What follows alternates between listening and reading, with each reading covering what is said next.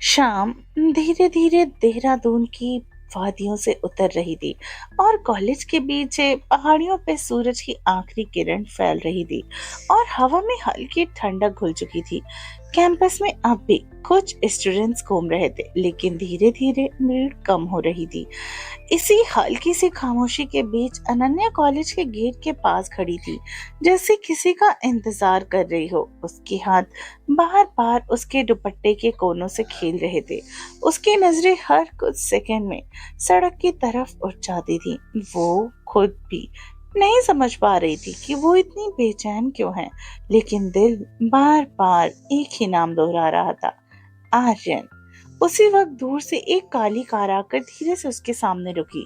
Car का दरवाजा खुला और बाहर उतरा आर्यन। ब्लैक शर्ट, वही कॉन्फिडेंट चाल और चेहरे पर वही कंट्रोल्ड एक्सप्रेशन, लेकिन आज उसकी आंखों में हल्की सी सॉफ्टनेस भी थी, जो सिर्फ अनन्या के लिए होती थी। वो बिना कुछ बोले उसके सामने आकर खड़ा हो गया। लेट तो नहीं हो गए? उसने धीरे से पूछा। अनन्या हल्के से मुस्कुराई। नहीं, मैं भी अभी अभी आई हूँ। ये झूठ था, लेकिन उसकी आवाज में इतनी मासूमियत थी कि आर्यन ने उसे पकड़ा नहीं, बस हल्का सा मुस्कुरा दिया। दोनों कार में बैठ गए। रास्ते भर कुछ खास बात नहीं हुई, लेकिन वो खामोश अजीब नहीं थी, बल्कि सुकून भरी थी। कार पहाड़ियों के बीच से होकर गुजर रही थी और बाहर के दृश्य बदलते जा रहे थे। कॉलेज की भीड़ से दूर अब सिर्फ हरियाली थी और शांति। अनन्या खिड़की से बाहर देख रही थी कि लेकिन तभी कभी कभी वो उसकी नजरें चुपचाप आर्यन की तरफ चली जाती। हर बार वो उसे ड्राइविंग करते हुए देखती और हर बार उसे ऐसा लगता जैसे ये आदमी सिर्फ गाड़ी नहीं चला रहा, बल्कि हर चीज को कंट्रोल करता है। कुछ देर के बाद ही वो कार एक शांत जगह पर रुकी। सामने एक छोटा सा कैफे था, जो पहाड़ियों के किनारों पर बना था। चारों तरफ हल्की हल्की लाइट चल रही थी और दूर नीचे देहरादून शहर चमक रहा था। यहाँ अनन्या ने हैरानी से पूछा। आर्यन ने कहा, तुम्हें शोर पसंद नहीं है ना? अनन्या ने चौंक कर उसकी तरफ देखा। आपको कैसे पता? आर्यन ने सीधे जवाब नहीं दिया, बस हल्का सा मुस्कुरा दिया। मुझे बहुत कुछ पता है। दोनों कैफे के कोने वाली टेबल पर बैठ गए। हवा में ठंडक थी और माहौल इतना शांत था कि दिल की धड़कनें भी सुनाई दे रही थी। वेटर आया और बिना पूछे दो कॉफी रख कर गया। अनन्या फिर चौंकी। आपने ऑर्डर कब किया? अनन्या ने उसकी आंखों में आर्यन ने उसकी आंखों में देखते हुए कहा, तुम हमेशा कॉफी ही लेती हो। अब अनन्या सच में हैरान थी। आप मुझे इतना नोटिस करते हो? आर्यन ने कुछ सेकंड चुप रहा, फिर धीरे से बोला, तुम सोच भी नहीं सकती कितना। उसके इस सवाल ने जैसे हवा को थोड़ा भारी कर दिया। अनन्या की नजरें झुक गई। उसके होठों पर एक हल्की सी मुस्कान तैर गई। वो कॉफी के कप को धीरे धीरे घुमाने लगी, जैसे कुछ सोच रही हो। फिर अचानक उसने सिर उठाया।